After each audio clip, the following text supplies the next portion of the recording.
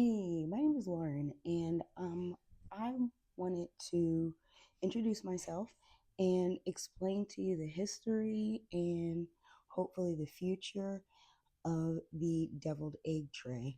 I'm not a video editor, so I'm just going to do this in one long form and put it on YouTube. Um, but I'm super excited about this, and it seems such a small thing, but Um, I was very surprised I couldn't find it, number one, and very, um, it took a very long time to develop. So I'm very proud of the work that we've put into it. But so first, I want to tell you the history of how I came up with this. Um, I love deviled eggs. Eggs are the perfect protein, and deviled eggs are always one of those party foods that are always gone. Even if, like, it's really hard to mess up a deviled egg, but listen, people do it. Whole Foods, terrible deviled eggs. But everybody gives grace for a deviled egg. Everybody will try the deviled egg once. They're generally deviled eggs, never left over at any of the parties I go to, especially since I usually make the deviled eggs. But aside from that, I was wondering why can't you find deviled eggs out? Like you can find them in niche places, but like when I go to Wawa, I can find a boiled egg, but I can't find a deviled egg. So as I was like scrolling, doom scrolling on YouTube, they had there was this thing. I'm pretty sure maybe some of you guys know they pushed this thing about charcuterie carts, and I was like, you know what, a charcuterie cart would be awesome to have it a farmer's market where people can customize their deviled eggs. And I thought, why isn't somebody doing that? It's it's the deviled eggs. It's so easy. I don't understand. So I decide this is what I want to do, but I now have to test people who don't know my deviled eggs. So I go to a group on Wednesday nights, and we were having like a potluck. And I said, okay, I'm going to bring deviled eggs so you guys can give me some feedback on my deviled eggs. And I went to Costco. I got 4 dozen deviled eggs, so 48 I got 48 eggs. I just the package, and it took forever to make them. It took forever to make them. Like I had to boil a lot more water. Then the way I have the water come to a boil. Then I put the eggs in. That took some time, and then I had to wait for them to cool down. So I just put them in the refrigerator and left them overnight. And then I had to shell them, and then I had to scoop them. And I sat there thinking, like, 4 dozen eggs, like, you never really think about how much work it is. But I'm sitting here shelling 48 eggs, and it sucks. Like, it really sucks. So I can understand why we don't have deviled eggs out in the wild. That's a lot of work to get to the end product. And of course, you go to parties and they're pretty personal, so you want people to like your food. But you wouldn't go through this if you just didn't care. So I was like, "Ugh, there has to be a better way. Well, it's an egg, so you can make an egg anyway. And I thought, well, you can bake them. That saves time. All you have to do is crack it, put it in a thing. So I went on to Amazon to find the deviled egg baking tray. I thought surely someone had solved this enigma. It's not an enigma. It's just it's a pain in the butt. It's a pita. And I went on to Amazon, and then I even went on to Alibaba. No one had it. So I called my friend, and whose husband is a 3D designer. I said, "Hey, you guys home? Can I run over because can you make something for me?" And he said, "Sure." He loves doing 3D design. And so this was the first, this is, this is what I described to him. And let me tell you, I am not very articulate. So when I describe, this is a chamber, one of the chambers of the tray. And this is on first design, this is what he designed. So we 3D printed it. And I came and, we looked at it. And I said, okay, well, these are the changes I want made to it. And this is the second version of that. Again, 3D printed, but this is exactly what I wanted. And then we were like, well, how do I test this? He's like, we need to make a mold. So you need the inverse. So he made this for me.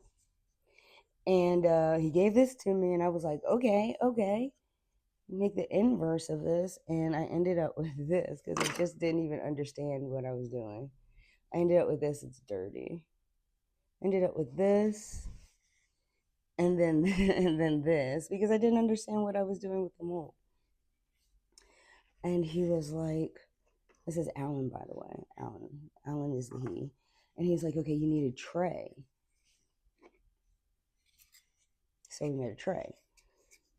And I would have this tray where we could make these molds out of silicone. This mold, now the problem that we had with these silicone molds is because we were using 3D printing and the silicone, it was that we had inhibition problems. So some of these, you can see I was using cornstarch just to try to see if I had the shape right and the functionality right. But this are a lot of iterations actually went in the trash. But if you can see the love that went into making, so this is one. Look at these. I mean, and these were like some intricate designs. Look at that. We were trying.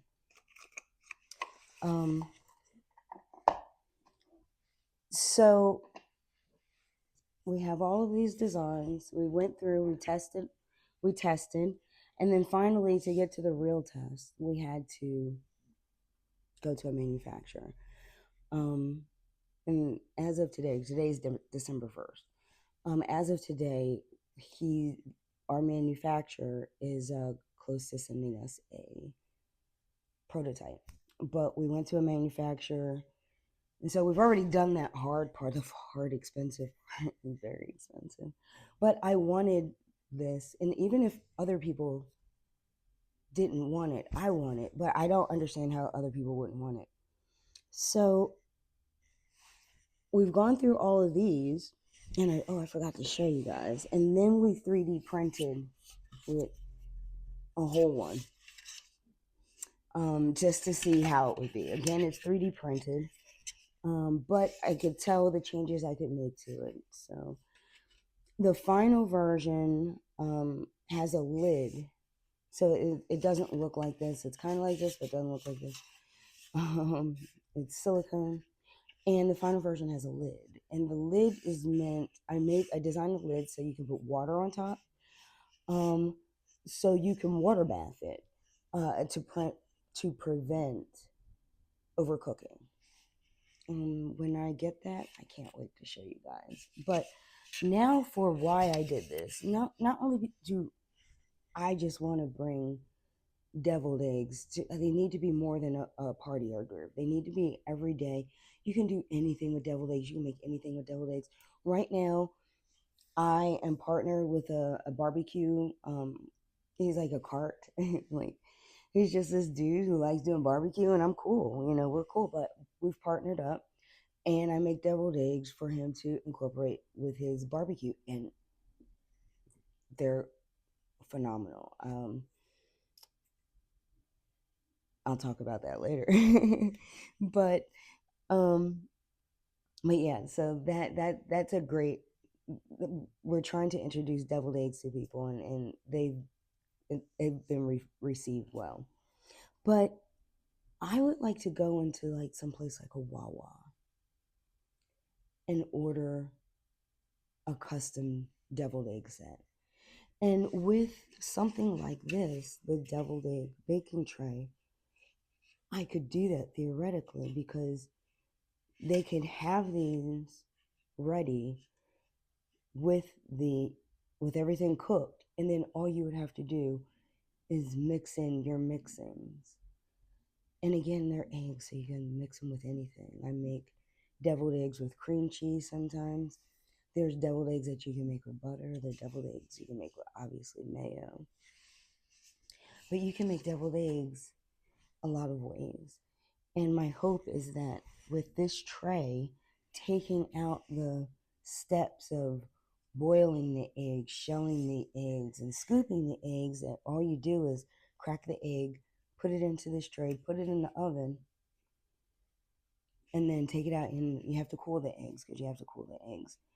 And then that part is done. Like, that'd be amazing. And like, you can go onto YouTube and find, and TikTok and everybody, you can go onto those places and find that people make deviled eggs. In fact, I just saw Dano's make a deviled egg using a muffin pan. But here's the thing: I don't want a deviled muffin.